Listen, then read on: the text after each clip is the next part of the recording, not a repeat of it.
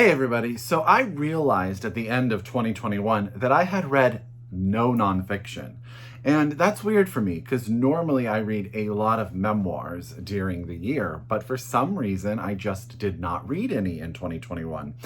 So I knew in 2022 I had to change that. So welcome to the first video in my Memoirs project for 2022. Cannot wait to share some amazing books with you. Let's get started.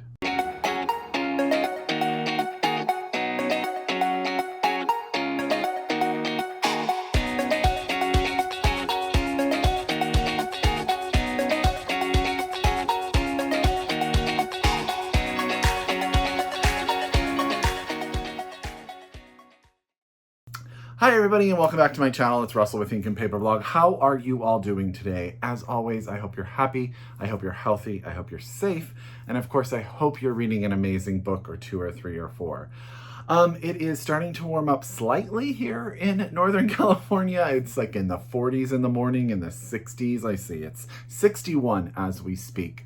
And I have recently switched jobs. I turned over into a promotion at work. So I have been working, which has been fantastic, but it has kept me a bit away from the bookish universe. Not reading so much, but producing content. I have a ton of books that I want to tell you about.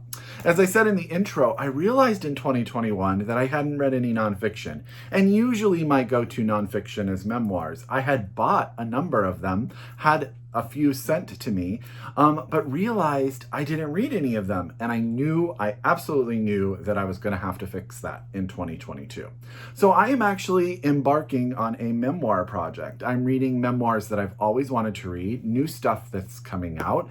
I'm going to be looking for memoirs that you think that I should read during this year. So make sure, one, if you've read any of the memoirs we're going to talk about today, you comment down in the comment section down below. That made sense. Or if you have a recommendation for a really amazing memoir that is out or is coming out that you're excited about that I should get my hands on, I want to hear all about it. So today I'm here to share, I think, like 7 books with you. A majority of them I have read, one I'm currently reading, and one I plan to read soon.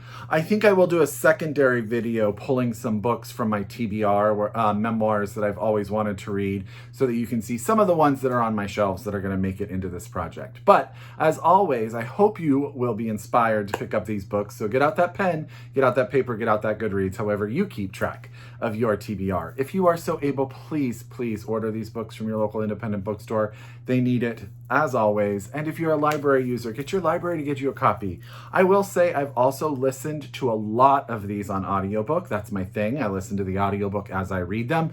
And every audiobook that I have listened to, which is every one of these, has been fantastic. So supporting audiobooks too, for those of you who use that as your method of reading, I can definitely recommend the books we're going to talk about right now. So let's sort of start with the book that inspired this whole thing. I have been a ginormous Jami Attenberg fan ever since, well, I have to say, I've always been a fan, but when I met her in person, when book events still were around, for her novel, All This Could Be Yours, I absolutely fell in love with her. I love her quirky personality. I love her sense of humor. I love her dog, Sid. And when I heard she was producing a memoir coming out this year, this one just came out, I believe, in January, I knew that I had to get my hands on it. So I want to say thank you so much to ECCO for sending me this book. And I also listened to it as a pre-listen on Libro Forms, which I always say their name wrong, but I am definitely using them to do my audiobooks right now, and they are fantastic. So this is I Came All This Way to Meet You, Riding Myself Home by Jami Attenberg, out from ECCO. Now, it's hard to summarize memoirs, but really what I would say, this book to me was a dissection of, one, Jami's writing history. She talks about what it's like to be a published author, but books that haven't done as well as other books, and how that works in the publishing world, and how your life changes when a book comes out that does get a lot of press and sort of changes the whole entire dynamic of your writing career. She also dives down into the difference between being alone and being lonely, and sort of that dichotomy of that emotion and that place, and how sometimes being alone is perfectly okay. She also talks a lot about how writing has gotten her through a number of situations in her life, tough times, and she really dives into the catharsis of the creative process. She makes me wish that I was a writer, which I am not in any way, shape, or form. But also there's just a sort of sense of the fact that she's right there telling you her story. Now, she has a very unique wit and sense of humor and tone, and it really worked for me, and I absolutely adored this. So that's I Came All This Way to Meet You, Writing Myself Home by Jami Attenberg. Okay, so this is going to be weird because some of the stuff that I'm going to include in this are really sort of like personal essay collections. So they're not so much always going to be like memoir on the cover page, but they could be essay collections written by an author that really dive into different aspects and topics of their lives, which is how we're going to talk about the next book. And that is The Precious Days by Ann Patchett. This actually came out last year, and I started my year with this book. This is the first book that I read in 2022. And I absolutely loved it. Now, this is a collection of essays, so I will talk about the two that have left the most indelible mark, like the two that I think about constantly when I think about this book. There is an initial story or essay called Three Fathers, where Ann Patchett talks about her birth father, her first stepfather, and her second stepfather. All came into her life at very different periods, but all had some sort of effect on who she is and how she sort of looks at the world. And her dive into that relationship with each of these father figures, I found so powerful, so insightful, so engaging. I just absolutely adored that essay. I just thought it was a perfect piece of nonfiction. There is an essay later in the book, I think much later, more towards the end, where she actually talks about a friend, a person she met through an engagement with other famous person who was an assistant. That makes very little sense. But she met this person because of someone else. And they start their relationship sort of a relationship of emails, that type of interaction. But this friend winds up getting ill and needs to come to the hospital, which is near where Ann Patchett lives. And the way this essay talks about sort of health and failing health and trying to help your friends, but also trying to make things just seem like it's not all about the illness, it was so powerful. And as things progress, this book, some of these essays take place as the pandemic was starting, and this idea of being and going through and helping someone through a health crisis during the start of the pandemic was just brutal. I mean, you just feel for all those people that had to deal with health issues, plus the pandemic, plus everything else. It's just so much going on. And Ann Patchett beautifully talks about that relationship and the difficulties and all of that. There are many very, very good essays in this collection. I really did love it very, very much. There are a couple times, just being completely honest, where Ann Patchett leads a very privileged life in a lot of ways. Not that she hasn't earned it, not that she isn't entitled to it, but there were a couple of essays in the collection where that came really forefront, which was fine. I just think for me, there was a little bit of a disconnect because I don't have that life or that opportunity, but she never comes off as anything other than sincere and empathetic, and just she's such an amazing writer. Like, she just pulls you in. I loved it. So this is The Precious Days by Ann Patchett. This is out from Harper. You can get your hands on it. I just have the advanced reader's copy. But it is one that I definitely need to pick up because I know that the cover is absolutely beautiful, and the back cover, which I don't have in this one, is beautiful. So it's always a conundrum for me because I get so many books, I buy so many books that if I read a book that's an advanced reader's copy, do I buy a replacement and then have two of the same books in that house? A lot of the time I do, and that is why this room is exploding, and I actually have books in every room in my house.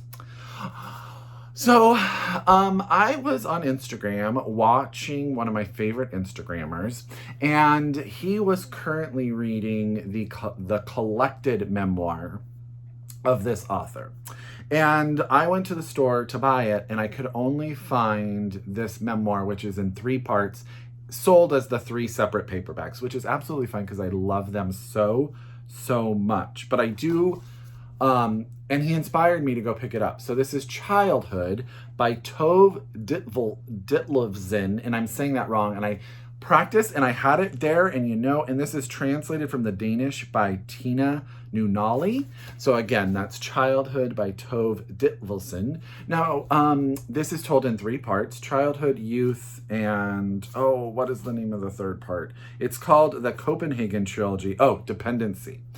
She died in 1976, and FSG has been re-releasing and re-released all 3 of them collectively as the Copenhagen Trilogy, which I tried to find and I could not find anywhere. So good on FSG. I'm really glad. And I try not to buy anything from you-know-who on the internet, so eventually I will. But I did buy all 3 of the little ones, and I haven't even talked about what they're about yet. I'm just talking about how much I love books and searching for them, and I think these covers are brilliant. So this really is sort of almost like it's a memoir. Tove wrote it later in her life, but it feels very diary. Like she talks about being young and the struggles in her family. She talks about the things she deals with as a young girl, her relationships with people on the street, feeling like an outsider as a child.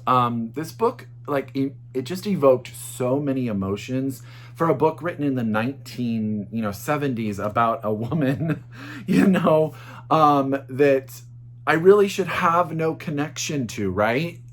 I lived within her experience. I thought it was brilliant. It's very dense. It reminds me, like in style, a little bit of, if you're like a Virginia Woolf reader, sort of, almost stream of consciousness. Not quite, because there's a little bit more structure to it, but it's just like she's sort of just giving you her heart, line after line after line. It is beautiful, and the translation is absolutely fantastic.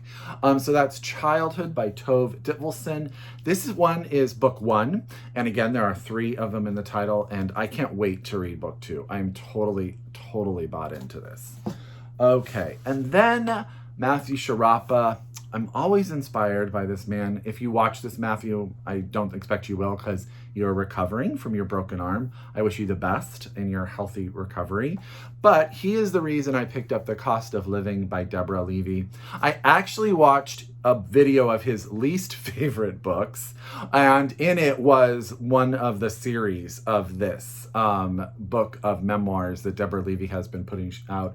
It says it's a working autobiography. I'm putting it in the memoir category. But when he talked about this, it was so inspiring, and he was not wrong. Now, I have read a lot of Deborah Levy fiction. I'm a huge fan. And The Cost of Living, when she dives into life really post her divorce, sort of setting up what her life is going to be like, it's just one of those books where you feel like I covered my mouth so you could hear me. It's one of those books where the author just lets you in a way that I hadn't read in a really long time. And it's just so perfect. It's a little tiny thing, but it really is about the cost of living life. She really dives into this idea of the struggles of creating art, of being, a single parent after leaving a relationship, being single, like, what does that mean? All of that sort of stuff is sort of encompassed in everything that Deborah Levy is as an artist. I probably did not do this book the justice that it deserves. You should probably find Matthew Sharapa's review of it because it's probably 10 times better. But I will there's a book before this, and I will probably read the book after just so I can make sure I read them all. But having read and loved her fiction so much, I just was so inspired that she's as brilliant in nonfiction. So that's The Cost of Living, a Working Autobiography by Deborah Levy. And this one is out from Bloomsbury here in the United States. Loved it so much. Okay, this is a little bit of a stretch, but not really. I think that it is exactly what I want it to be. And so this is actually a graphic novel. I was inspired to buy this by Chris Woloch of the book Cougars. She had this on her top 10 books of 2021. And it's Wake, The Hidden History of Women-Led Slave Revolts by Rebecca Hall, illustrated by Hugo Martinez. I'll show you some of the artwork in it right here. So I'll show you what Rebecca Hall looks like. There she is right there. In the artwork, she is here. So I call this a memoir because this is really the story of Rebecca Hall doing research, trying to find sort of these lost stories of women who led slave revolts. They would be mentioned, but never dived into. And she really dives into how, the male dominated society, even in this regard, made these women disappear. And sort of this belief that they, as these women leading these revolts, didn't have the power to do it. It's like they almost didn't believe that slave women would be strong enough to do it, so they sort of erased them.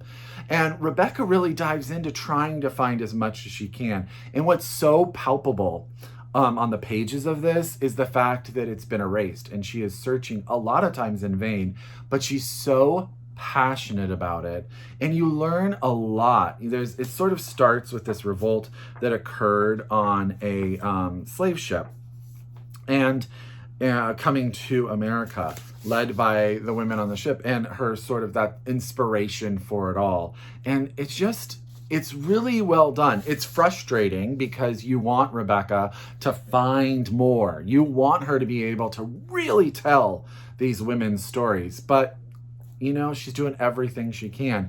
And I just thought that this was very much a memoir, a graphic memoir of a woman striving to tell the story of other women and the frustration of academia in a lot of ways. I loved it. So that's Wake, The Hidden History of Women-Led Slave Revolts by Rebecca Hall, is illustrated by Hugo Martinez, and this is out from Simon & Schuster.